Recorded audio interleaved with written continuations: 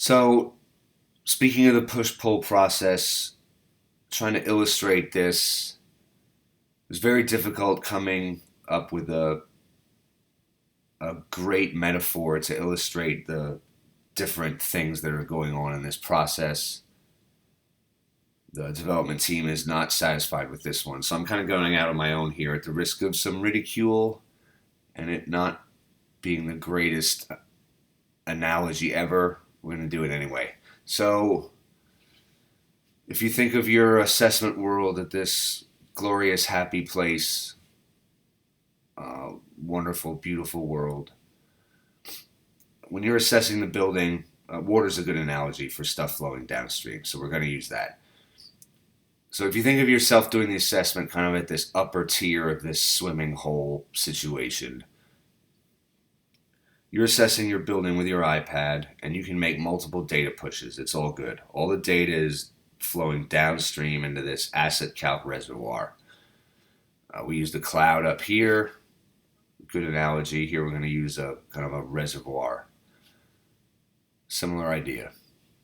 You can push your data multiple times. If you're on site multiple days, it's a really big school, building, whatever. You can push data multiple times to asset calc. It's all good. It's all safely flowing there.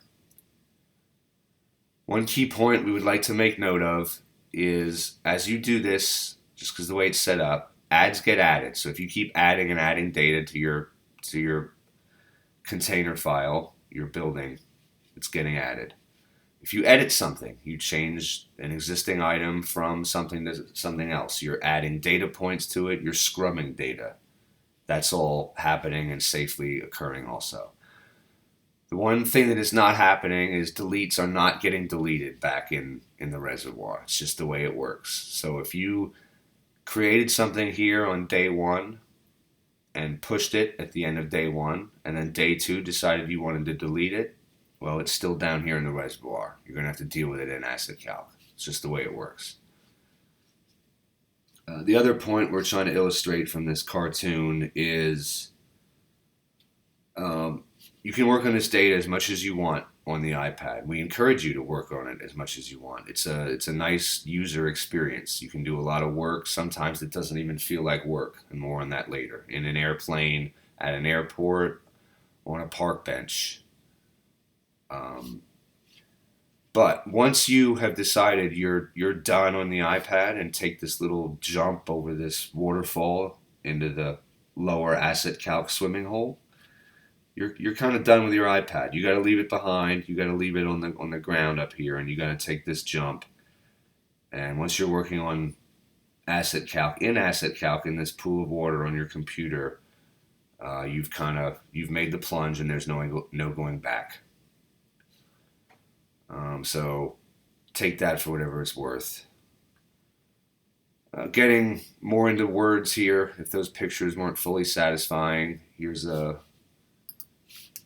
analogy, maybe more straightforward engineering-ish, of a backflow preventer, more water stuff. But one-way flow, right? Asset calc go is over here on the left. Asset calc proper is over there on the right. This flows one way. It can't really flow back this way. There is no feedback loop. One way. As said up there in the cartoon, you can push data multiple times. Again, anything you've added or edited in Asset Calc Go will get pushed to Asset Calc and overwrite prior entries if they were already pushed. But if the item was originally pushed to Asset Calc and then later deleted back on your iPad, there's no way that's going to delete the item back in Asset Calc. Same goes for whether it's line items of data or photos, kind of the same story. You can delete them back in Asset Calc home base, just not on the iPad. So the key workflow takeaways you want to take from that, knowing how it works, is don't begin working in Asset Calc on your computer until know you're finished doing everything you want to do on Asset Calc Go. Make it a one-way trip.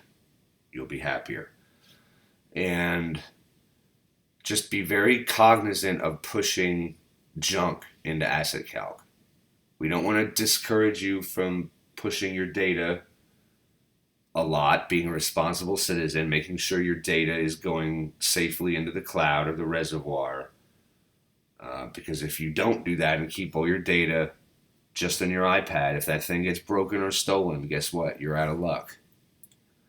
So we encourage a lot of pushing data. Just be careful of what you're pushing. So the place this comes up the most is if you use the templated asset module. We'll get into that later. There's two ways to load your buildings. You can load them empty and kind of build them up, or you can start with pre-populated assets, edit what you need, and delete what you don't. So if you do use that latter workflow of pre-populated assets, be sure you delete all the line items you don't want before you push it. Call it cleaning out the junk. You'll be much happier if you stick to that practice. One last thought here, kind of peripherally related to this discussion, is as we've developed this app, we really have come to the conclusion that, at least I have, that building the building up in your database in manageable little pieces as you assess it seems to be an easier and more satisfying workflow than starting with a giant list and trying to find what you need and delete what you don't.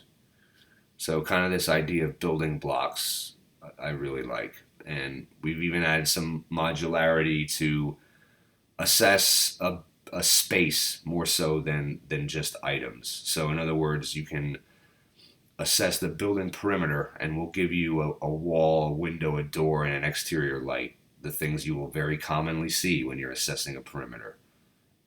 Or we might give you the site module, where we give you the asphalt pavement, we give you concrete sidewalk, we give you a pole mounted site light. So just something to think of.